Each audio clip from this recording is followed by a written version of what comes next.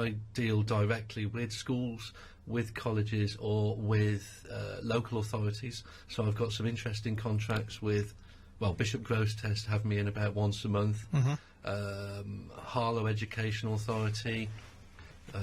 When you go into BG, for instance, are you going in there teaching the students, or are you actually looking at problems they have there? No, not problems they have there or difficulties they have there. No, it's for students, and it's opened up to teachers in the area and teaching assistants in the area. So we run several different courses. I think we run about 7 or 8 different ones there. So we do a dyslexia course, and people can come in and they can top up on their knowledge if they're a student, or gain the knowledge to work with their pupils if they're a teacher or teaching assistant. Just talking about dyslexia, are there different ways of teaching people who have got that problem? Oh, definitely. Absolutely, definitely. In the current way of teaching spelling, or one of the major ways of teaching spelling in schools at the moment, is phonics, sounds, you know, all this kind of thing. And dyslexic people are very visual. So I can remember when I was a little boy coming home from school with a tobacco tin, with probably an old Holborn tin that my teacher had given me with the little flashcards and things like that. That's probably why I was smoking 30 a day when I left school, but I don't smoke anymore. I blame my teacher, because it smelt lovely. But my mum would hold up these little cards, and I'd be going dog and cat, and dyslexic people really are very visual like that. That's a better way for them. You know, so we look at labelling things, we look at memory skills, but they don't tend to respond so well to the mainstream way of teaching. But teaching them like that, then they go to try and spell the words. Does that cause confusion for them? Well, by the very nature of dyslexia, spelling is confusing for them, but we have to look at alternative methods, and one of those alternative methods is, if you like, imprinting what a word looks like in the head. So instead of sounding out a word, you're accessing an image in your mind. I'm pointing at my head there, by the way, so I keep forgetting it's radio. You can't see me. He looks very dapper because he's got one of these Doctor Who scarves on, by the way. Yeah, very smart. Okay, let's go back. So you're teaching somebody with dyslexia, say, teaching the word dog. Right, okay. Right. I might use a card with the word dog on it. Yeah. Might have a picture of a dog on the back. That's at its most basic level. If I was going into a classroom, one of the things I would ask for is that everything's labelled. So, I mean, I'm looking around this room and we've got light bulb, so I would want light bulb written next to the light bulb, door written on the door, window, clock, all those things. So we're constantly reinforcing what that looks like to a dyslexic person. And that's one of the ways we'd go in with that. That's slightly interesting, because I can remember when I was learning French, the French room had everything labelled, what the door was. It was all in French. Yeah, I've just done that in a school, been a modern foreign languages department in a school in Peterborough, and worked with the head of modern foreign languages in there, and she said, you know, what can we do with our dyslexic French learners? I said, label everything. It's the first. It's not as simple as that, but that's a really good starting point. It is. I'm going to take a break because I just want to go and look at this travel situation, then we'll come back and talk. Okay, so 50. Call Lincoln 521 777. And Andrew Whitehouse is with me here. We've been talking about various things that he's doing about dyslexia. And I'll tell you what, we're going to play a bit of music. And you selected this track, didn't you? I don't know, which one is it? The Cyndi Lauper? The Cyndi Lauper one. Why is that one? Well, this is for my son Reuben. I had my 4 children in the car with me this morning. They said I could choose the music, and he went, 3 of them said don't care. And I've never heard of that one. No. How's that go? And my son Reuben said, can we have Time After Time? So this is for him.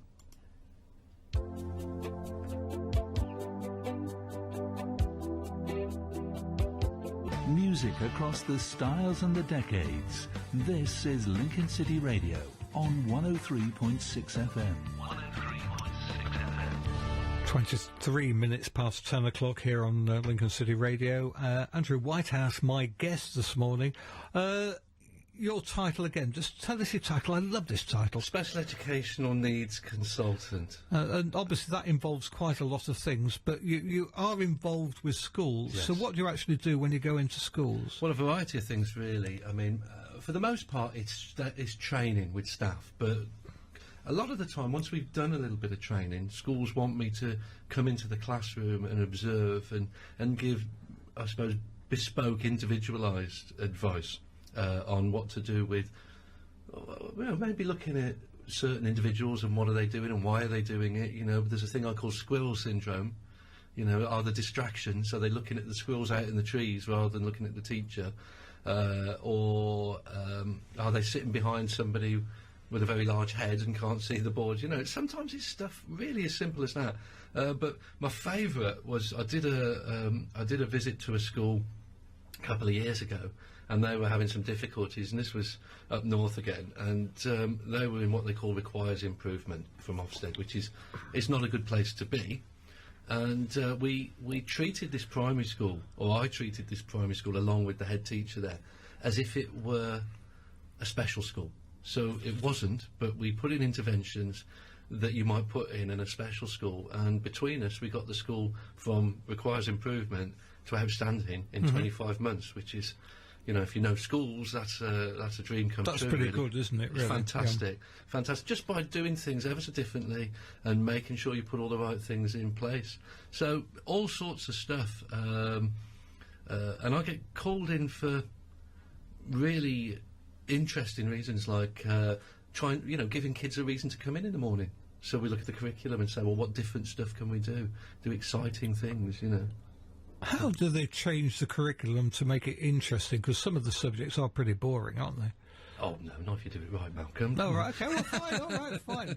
It's a long time ago since I was at school, though. Oh, it was dreadful, wasn't it? I remember when I was at school, it was awful, just copying off the board. But, for example, I was in a school in Wolverhampton, and there was one particular teacher there. Actually, she was a teaching assistant. She was teaching a lesson about measuring capacity, measure and weight.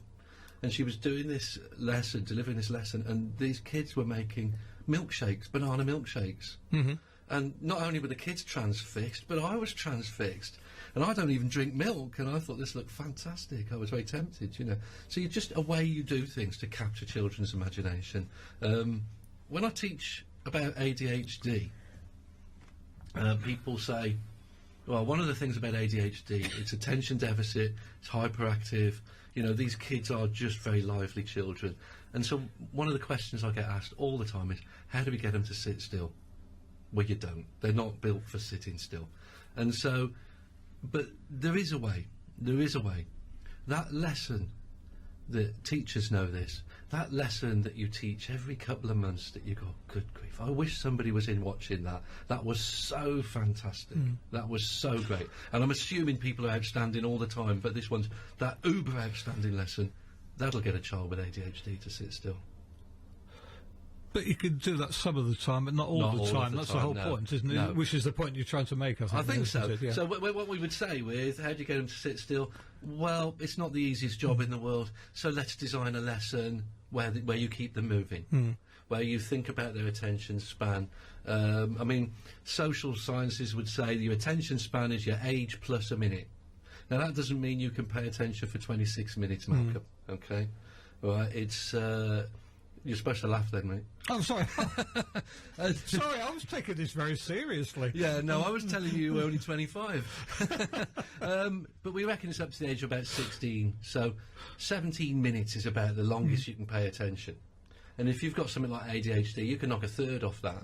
So most people with these conditions, 11 minutes. That means a 5-year-old can only pay attention for 4 minutes.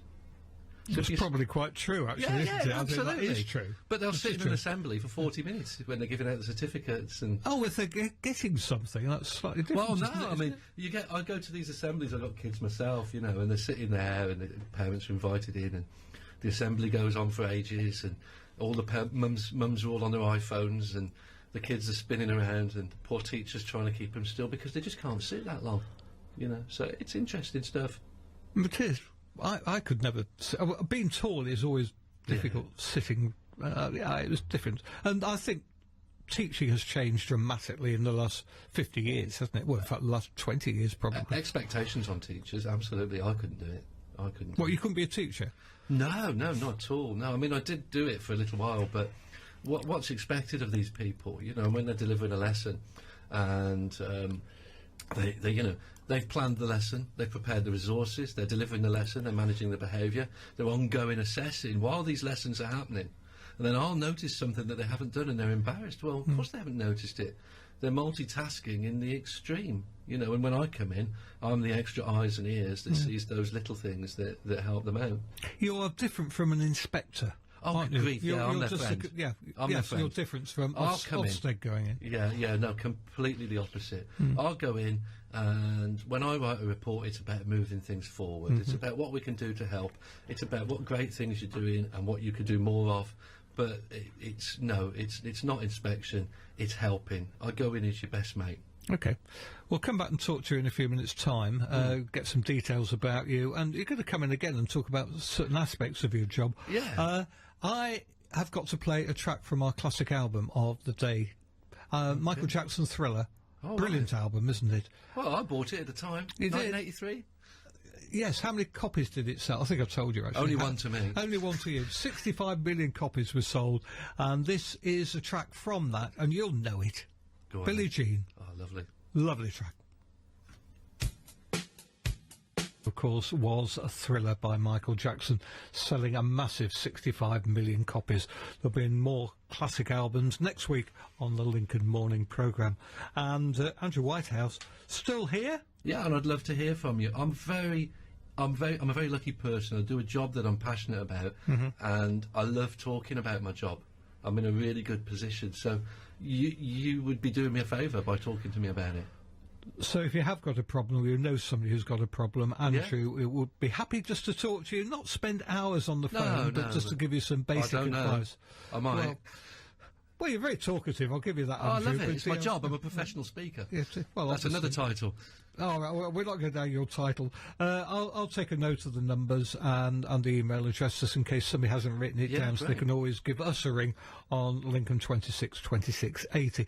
Well, you're going to come in again, aren't you? And I think next time we're going to take a topic, aren't we? One of your major topics. Yeah, we're going to talk about autism or autism spectrum conditions. Sorry, I've got my tongue wrapped around myself.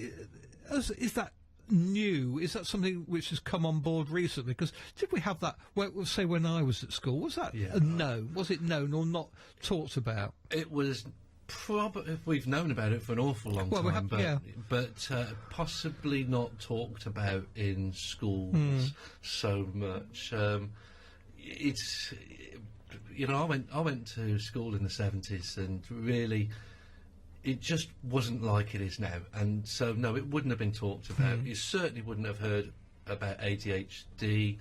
You didn't. And just it was different. So no, you could be autistic or you could have ADHD, dyslexia, and it probably, almost certainly, wouldn't have got picked up in when you went to school and when I went to school. Okay, so that's the topic you're going to talk about next time. That'll be probably in 4 weeks' time. That's right, yeah. So I can work that out. That could be the 3rd of March, couldn't it? Fantastic. It's easy when February, only 28 days, and it's easy to work out. Okay, Andrew, many thanks for coming in. We look forward to hearing from you again. And you've picked one more track for it. Well, in fact...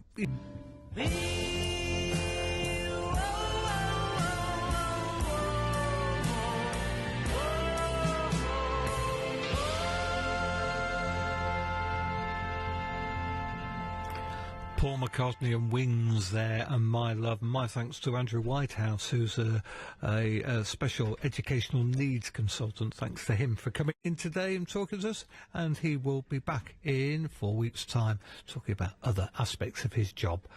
It's, where are we? It's 17 minutes to 11 o'clock. Dave Holmes will be on at 11 o'clock. We'll talk to him shortly, but this is Lulu.